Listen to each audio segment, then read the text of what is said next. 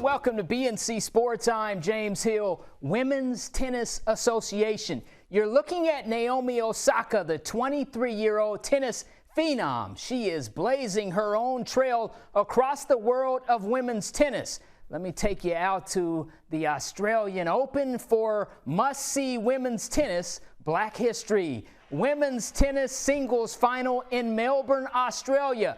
Third seed Naomi Osaka defeats Jennifer Brady out of UCLA in straight sets, 6-4, 6-3, to capture the 2021 Australian Open. Naomi is now 4-0 in major Grand Slam finals. Her current streak, folks, is 21 straight matches. Naomi Osaka, your Australian Open champion, down under.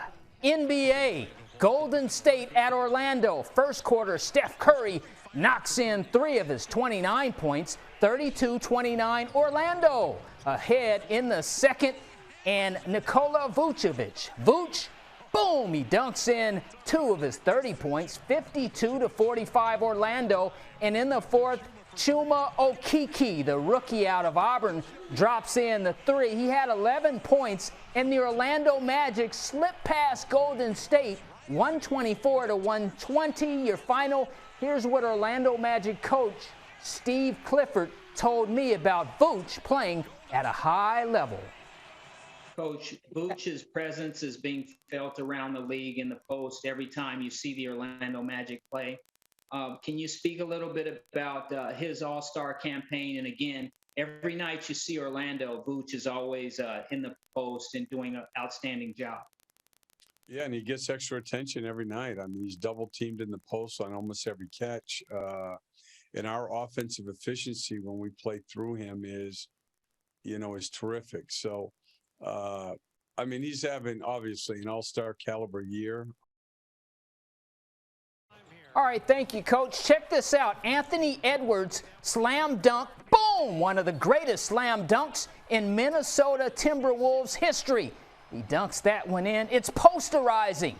And the Raptors, Toronto Raptors, win it 86-81. Your final, unforgettable. Los Angeles area basketball. He's known as Coach Dre. Andre Chevalier's journey goes from being a student athlete and a star point guard at Cal State University Northridge to coaching the next generation of basketball phenoms at Sierra Canyon. Check out this BNC Sports exclusive, part 2. UCLA game, we actually had them on the ropes for most of the game and ended up losing that game by about 8 points. And probably should have came out with a victory. But sometimes the referees and things get involved. I can say that now to make sure that the small school from the Valley wasn't pulling an upset. But those guys were great. They were competitive. They were very talented. And again, we just wanted to show that we could compete at the highest level when you gave us the opportunity. Dre, Coach Pete Cassidy, we recently lost him, one of the greatest coaches in the Los Angeles area of all time. Take us back to Coach and what he means to you personally and the imprint, if you will, he left on your life. Coach and I had the relationship where you don't really appreciate, what you have and until you actually leave. When I was there, he challenged me in a lot of ways. And I was 18, 19, thought that I knew it all, and was fighting every turn against everything that he told me to do. But definitely as I left the university and started getting into coaching myself, I had a true appreciation for what he was trying to teach me. I wanted to play, fast and be quick and, use my speed all the time. And he was trying to teach me the subtleties of the game. And I was fighting against that. But there were a few opportunities, even while I was there, that something happened to force me to use what he taught me. And then I was clearly able to see, oh, maybe he's right. Maybe I need to, chill out and listen a little bit and give him, the opportunity to, impose his wisdom into me. And so, I really appreciate him. It definitely is a great loss. My condolences to his, lovely wife and his family. He is definitely going to be missed, and he is definitely a legend, if not in Los Angeles, definitely in the Valley and at the university.